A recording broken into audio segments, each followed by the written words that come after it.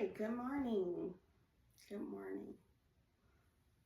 All right, let's get started. And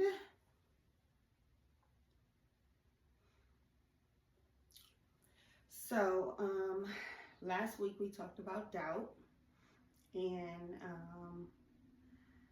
so doubt was a big thing last week that we talked about how doubt can interfere with decision making, and that's a big thing, especially in trading, because the whole uh, system and strategy of trading is to make decisions. So you need to be strong in your decision making and not having doubt. But this week we are going to talk about persecution. Yeah, that's a big word. So, and you may be thinking, how are you persecuted in trading, or how is anyone being persecuted just in regular day? And I know persecution is can sometimes mean harm or like physical hurt and things like that. But there are other forms of persecution. So we're going to go through that. And the verse of the day for persecution is Matthew 5:10 through 12, and we'll get to that. But first, we're going to talk about the definition of persecution. So the definition of persecution is hostility and ill treatment, especially on the basis of ethnicity, religion, or sexual orientation, or political beliefs, persistent annoyance, or harassment. So we're going to focus more so on the persistent annoyance or harassment section of that definition. Also, hostility, ill treatment, those come into play as well. So the Bible portrays persecution as a consequence of following Jesus, Yeshua, and living a godly life, but also as a time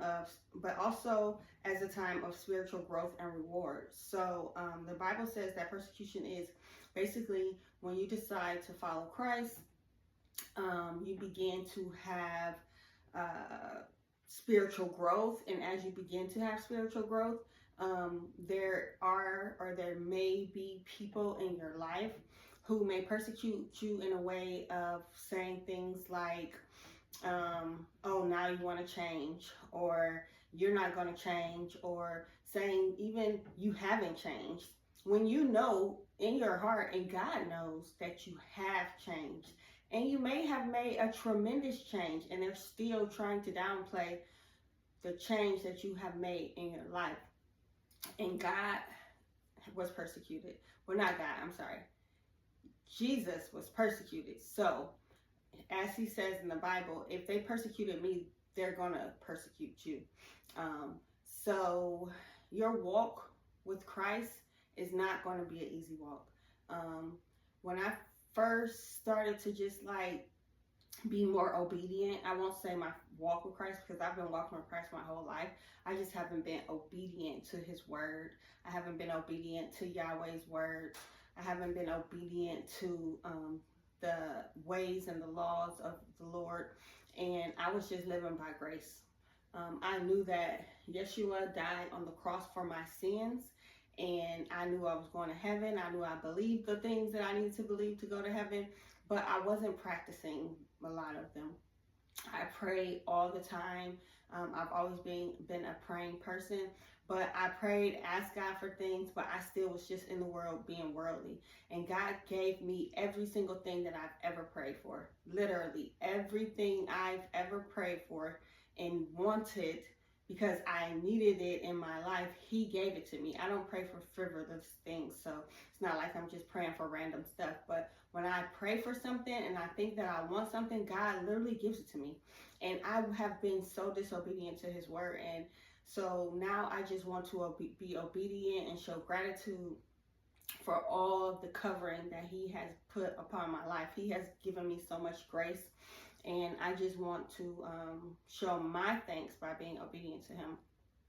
I know I'm like on a little tangent here, but So when I decided that I was going to be more obedient and I was going to follow God's plan on His path, at His pace. So His plan, His path, His pace, the 3 P's.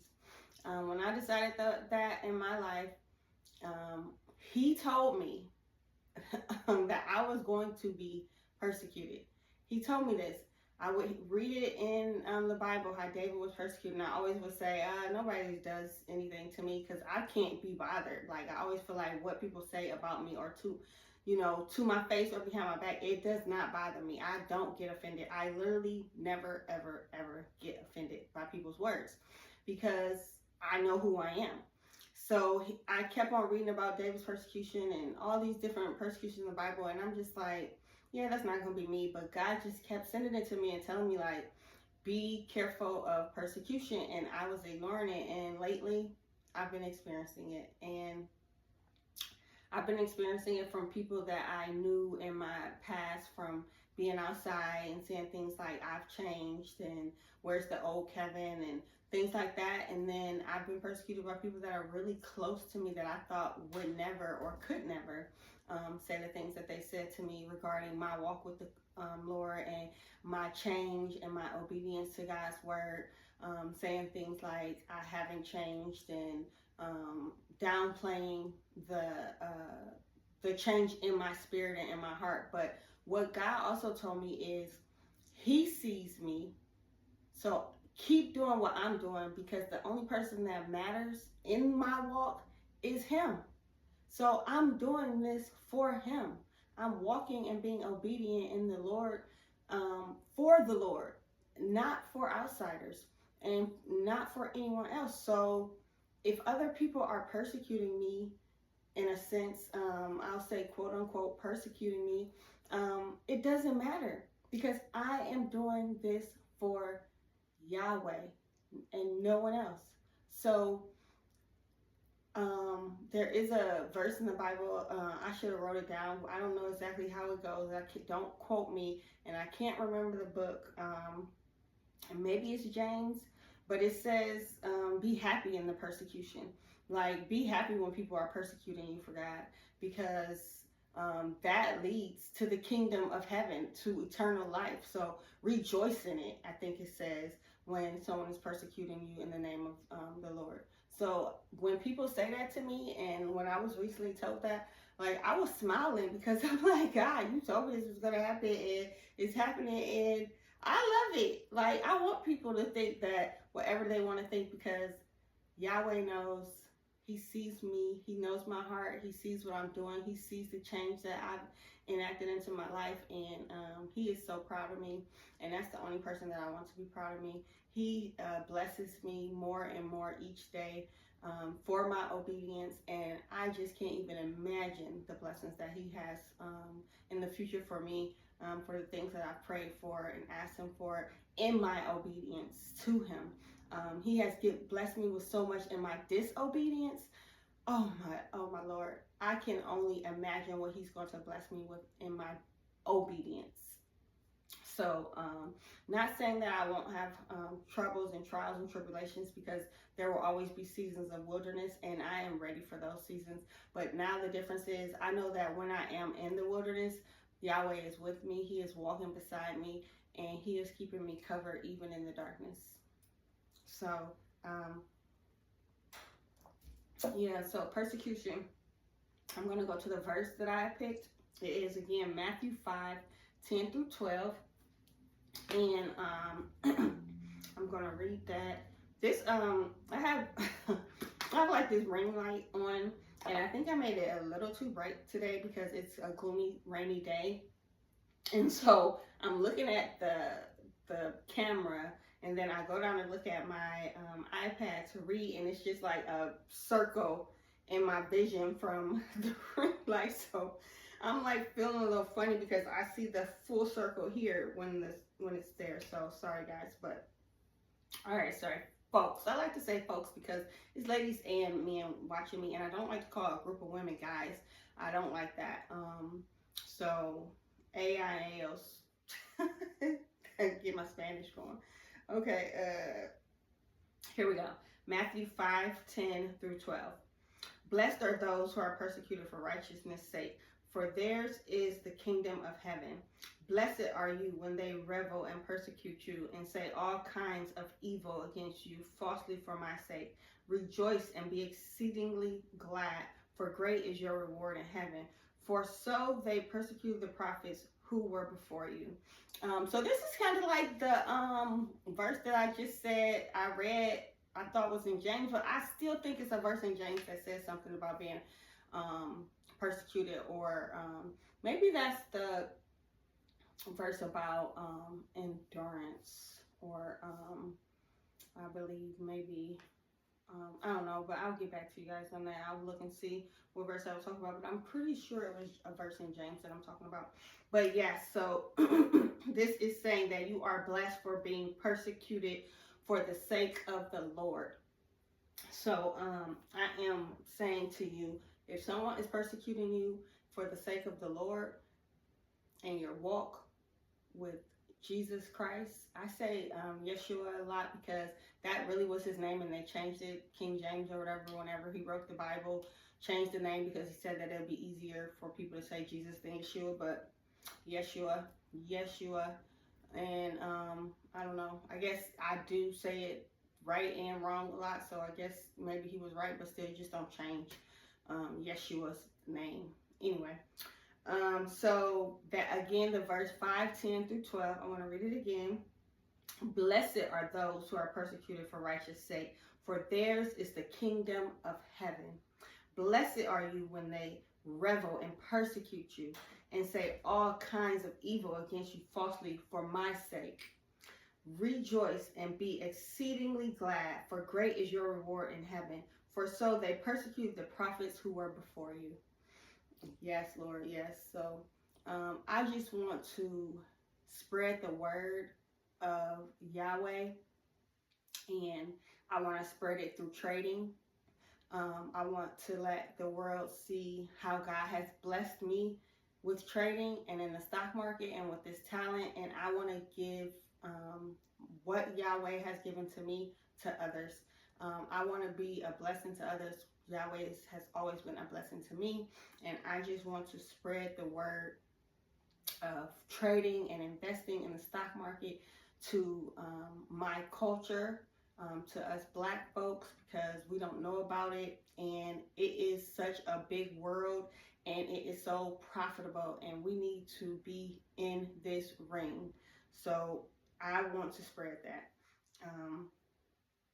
And if I'm persecuted along the way, I do not mind. I don't care at all, not one bit. Like, I'm the perfect soldier for the Lord, because persecution does not bother me at all. So the association to trading, what I felt was like, also, it was, what else did I want to say? Oh no, that was it. Yeah, so the association, also, remember, when you are being persecuted, your reward is with the Lord Almighty himself. It's not in the people who are out here saying or doing the persecution, or saying or doing annoying things, or harassing you, or making you feel bad for your walk with Christ. So just remember to stay humble and fruitful. Yes, remember to be humble and fruitful, and the Lord will continue to bless you. So associating this to trading, we are persecuted, I guess, or more like, we're not persecuted, but more like ridiculed. And I did look up how ridiculed and persecuted basically are the same thing. Ridicule refers to making fun of someone in a cruel or offensive way, often to embarrass or humiliate them. It can be a form of social persecution, as it can lead to feelings of isolation, shame, and decreased self-esteem. So during trading, there is a lot of, there's like a meme when people post a lot and say, if you're trading, like, don't tell your friends and family.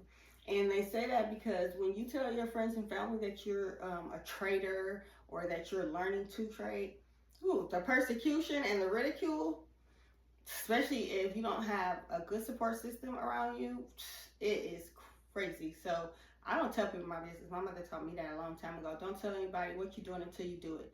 So I do tell my mother my business. So so I did tell her about me trading as soon as I started, because I talk to her every day and she don't want to know what I'm doing. She come over here all the time in my business, have my trading stuff up on my desk right here. So and she just, she knows that if I put my mind to something, then I'm going to do it, and I'm going to do it well at some point. She knows that if that's what I decide to do, that's what I'm going to do. And she knows I'm very intelligent, even though she tried to tell me I'm dumb all the time just to irritate me.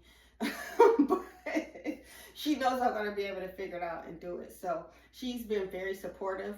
She has, said at times, like, maybe you should take a break, or make sure you're focusing on work and getting contracts, because I work on contract basis, and make sure you're getting contracts and you're not just only focused on trading, because I'll be stressed out about bills and all that, and just like, you can't just be focusing all on trading, and you need to make sure you're getting your contracts, because at one point I was trading during the summer and the last winter.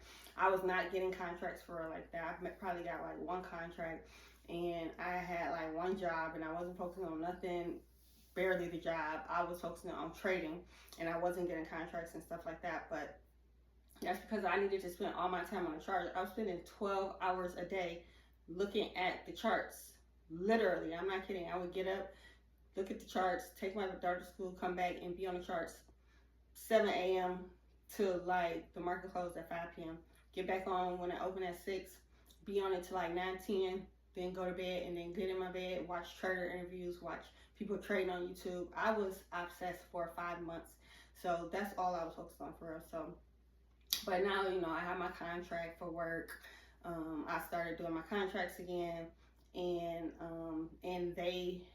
I have enough time during the day to be able to be on the market, and I only be on the charts now for like an hour, because I have my strategy, I have my session that I trade in, I have my rules, and I take my trades and I get off. So now I built myself up to that. You don't have to be on the charts for 12 hours a day for 5 months to be able to learn how to trade. I have an obsessive, compulsive, addictive personality. So, and I was teaching myself. So, not having a mentor, thinking that I could do everything on my own, because that's just how I am. I taught myself how to be a software architect, to build hospital systems. So it was like, I know anything that I want to do, I know I could teach myself how to do it or do it. So I had to spend that time, because I didn't even know about getting a strategy I didn't have a strategy for probably the first 6 months of me trading. I just was trading. I was passing evaluations. I was getting funded accounts. I was in my live account making money, just all this stuff. But then I was losing money too. Don't forget that part. I was losing a lot of money on evaluations and in my live account. But I was teaching myself. I didn't have a strategy. I was just watching the candlesticks, intensely watching them. Okay, it's going up. Okay, get in. Okay, it's going down. Okay, let's take a sip. Okay, ridiculous. I didn't have risk management. I didn't even know how to have a risk management plan until I saw the Einstein of Wall Street on the Forex Beginner podcast. And that was probably like in December or something. It was like, or January. And he told a specific plan. And I was like, that's what a risk management plan is? That's what you need to do? I wrote that plan down. I tweaked it for myself. And then I had a risk management plan. I decided, I was watching ICT. He had so many different strategies. It was hard to figure out which one I wanted to use. Then I started to use the fair value gaps, but I felt like they were being disrespected too much for me, because I was trading NASDAQ and my stop loss was getting hit too much. So I'm like, I don't know about that. So, you strategy hop a lot. And I started that in like maybe September. So in June is when I started trading it last year. August, September is when I found ICT and tried to form a strategy off of that, but I wasn't sticking to any strategies because I wasn't confident in them. And so I didn't get a set strategy until probably January of this year.